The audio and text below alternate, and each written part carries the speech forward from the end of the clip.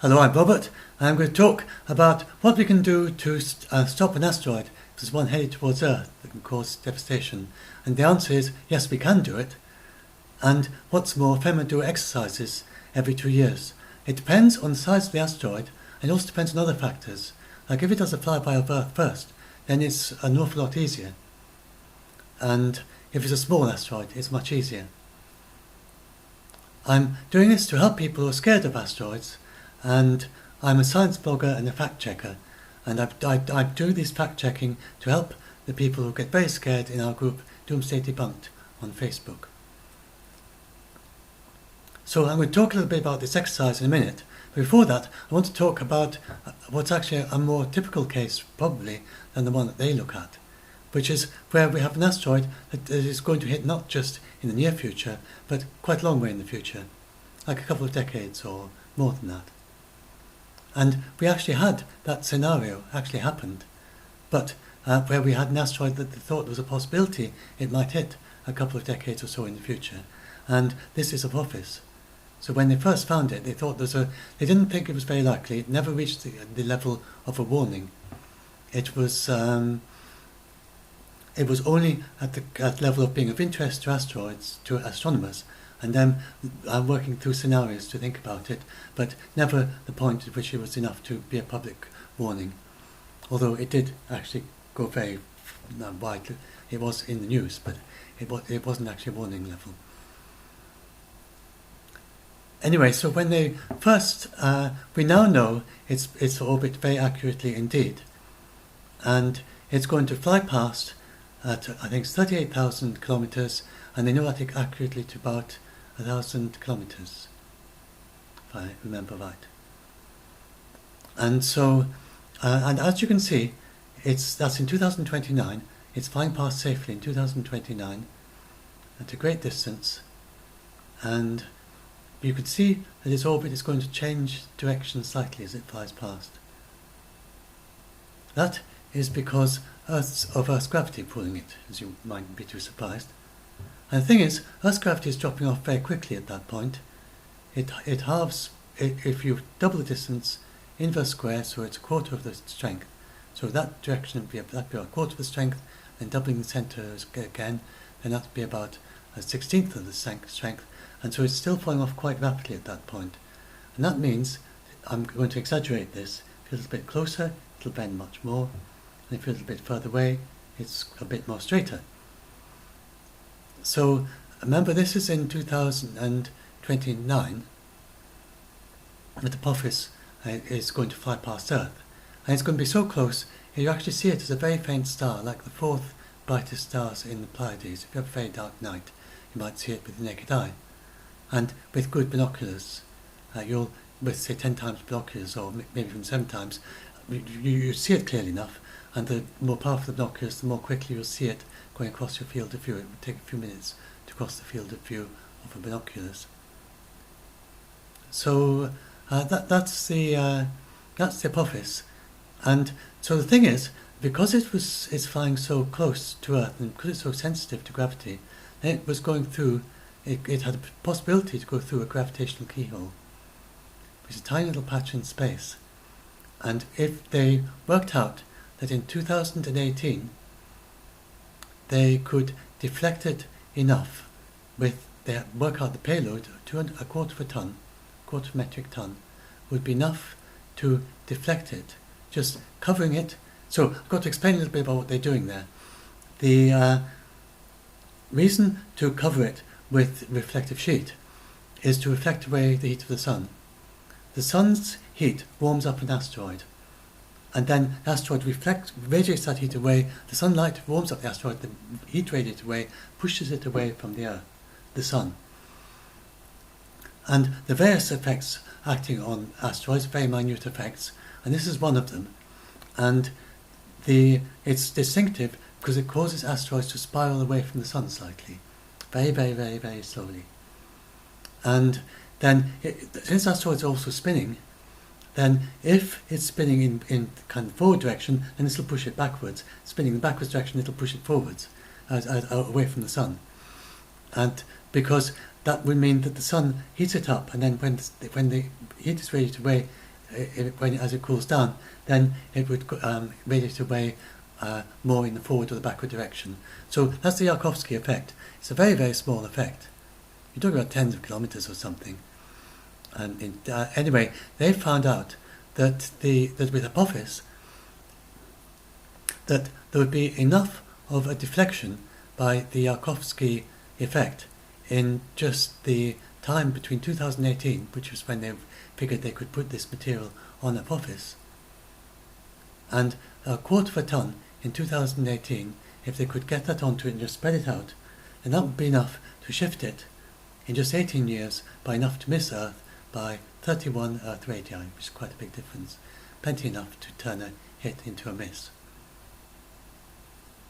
So that's explained both the Yarkovsky effect and the gravitational keyhole. And so if you read the sensational press, you'd think these gravitational keyholes can pop up anywhere in space, and that's why it can just sort of pop through it and then suddenly hit Earth. It's not like that. It's not a portal in space. It's just the only kind of gravitational keyholes if it passes very, very close to a planet like Earth, where the gravity is falling off very quickly. Then it's very sensitive to its position as it goes past.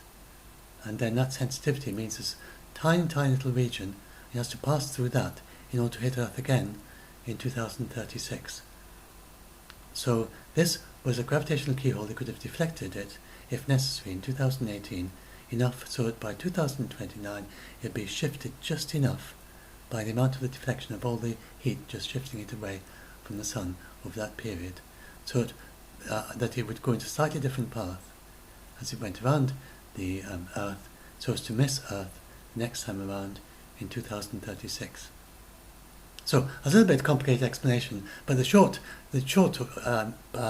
summary of it is that if you have an asteroid that is doing a flyby of Earth first, then you can often, by sending material there, sort of a decade or a few years before the flyby, to cover part of it with reflected material, that's a very easy way to shift a reasonable sized asteroid, quite a big one. This is 370 meters Apophis. And so then I'm just going to show you the impact effect of Apophis. So here, if I click on impact effects there, then I can show you. They say that the sensational press say that this Apophis would have been could have been devastating to Earth. That's not true. It's if we select, say, a city, we'll select New York because this is the same one as they did for their simulation. This is a slightly bigger New York, yes, and impact into sedimentary rock, and then display impact effects. We can show you the size of crater that, and their one is a little bit smaller than this. It's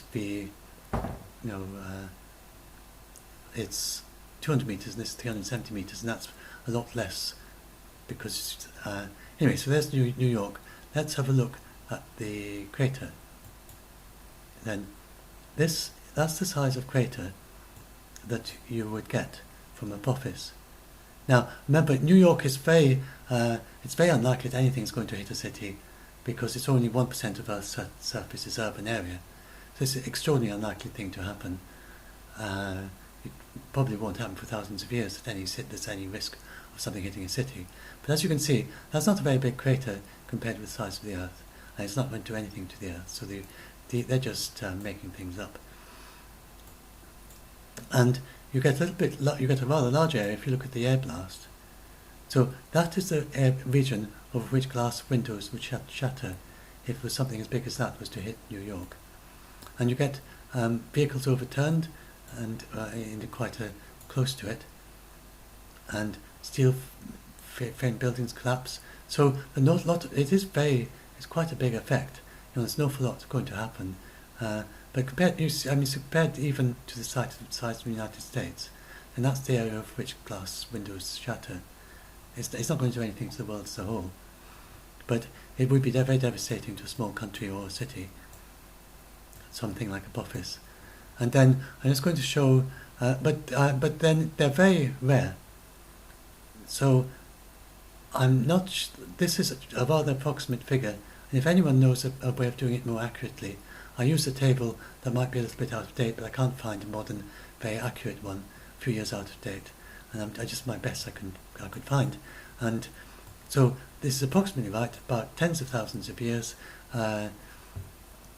So not maybe 100,000 years. It might be less. It might be a bit more.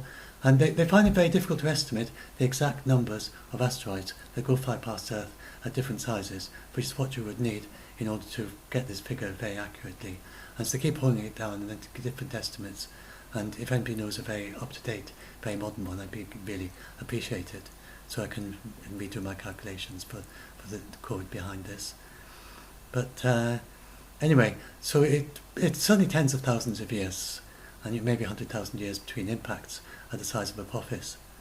So, like every 1 century in 1,000, you get one of those could hit Earth. Something like that, or maybe 1 century in 500 or something. So I'm just going to show the tsunami. So I'll impact into the Atlantic, middle of the Atlantic, and show the tsunami. Then you can see that it does cause an impact tsunami if you're very, very close. It's 100 meters high, but it's not like a tsunami that goes over oceans, because it's very short wavelength, and you get a big splosh up, and then it spreads out, and then it decays very, very quickly. The ones that go all the way across oceans with hardly changing, then they have a wavelength of maybe 100 kilometers, far, far bigger than the wavelength of one of these. And you need a wavelength to be about 20 times the depth of the ocean before it can really spread like a proper tsunami. That's why these small ones, the tsunamis, are quite big at the centre, but there's just not enough energy in them to, because it's just quite a small wave, to spread out and stay that height for very far. So that's the height of which it's a metre, and so it would be less than a metre if it hit in the middle of the Atlantic. So if you wanted to deflect Apophis, then it's probably better to deflect it into the middle of the Atlantic, or better, the middle of the Pacific, if you can't get it to hit Earth. So suppose it was headed for Australia, and that was the middle of its trajectory, going a bang bullseye on Australia, and you couldn't quite push it all the way off. If you could get it to hit in the middle of the Pacific, then hardly anybody would be affected by that. And I don't know, lots of small islands around there, so you'd make sure that you avoid the islands as much as possible as well. So that's the sort of way you really don't need the way play out these things. It's not devastating to Earth as a whole. And if one of these hits a city, then as we will see, then you can evacuate the city, and you've got plenty of time, as long as you're tracking it. The big thing is detecting them. If you're detecting them, then you can track them, and then you can do these things to stop it. So now I'll do this. Oh, and this is about the really big ones. So you don't need to worry about the really big ones, because we've found we've got 901 as last time I checked of the 1 kilometer ones that we are tracking, and none of those can hit Earth except one, and that one is expected to miss in 2880, several centuries into the future. That's not too surprising, because these are very rare. The last one was 700,000 years ago, so you expect thousands of centuries between those. And it doesn't work. They sometimes say, oh, we are overdue for some size asteroid because we haven't had one for a long time. It doesn't work like that. Your risk of an asteroid today is exactly the same as it was the day after that one hit, because they don't run like trains in a regular way. So we can expect it really to be hundreds of thousands of years into the future is most likely for next time we're hit by a 1 kilometer asteroid. It's very, very unlikely. And this was in the days of Homo erectus. That was before the modern Homo sapiens, that we were hit by this asteroid that was 700,000 years ago. And these are the little tektites, the bits of molten rock, blobs of rock thrown up in the atmosphere, and then they burn up like, they make little fireballs, they come down. And these are their hand axes that are found in the same deposits as the tektites, which shows that hand axes have been found among the tektites. which shows very clearly that they were around there at the time. And so, they got these rather surprising blobs of molten rock pouring up, flying out of the sky, in the same place that they were doing their hand axes. And it would be quite a sight for them. But it's not going to. This is not an extinction event. This at this size, 1 kilometre, then you would have. They didn't have agriculture back then, of course, but with agriculture, then you have some reduction of the amount of sunlight for maybe a few weeks, enough to maybe affect your crops. This is just the beginning of global effects at this size. Although, of course, it's quite devastating locally. Anyway, we don't need to worry about those because we know all the ones of 10 kilometres and larger. I've talked about this separately, so I'll just quickly summarise. We know all the ones of 10 kilometres and larger of the asteroids and the comets that do regular flybys of Earth. We know nearly all of the ones of 1 kilometre and larger. We probably know all the ones above 4 kilometres. Largest still to be found is maybe 3.5 kilometres. But we don't know for sure. So, and it's given only one with a chance centuries in the future out of 901, you can see it's very unlikely that out of the remaining 50 that we have that even have any chance of hitting Earth. There's a remote chance, but it'll probably be centuries in the future.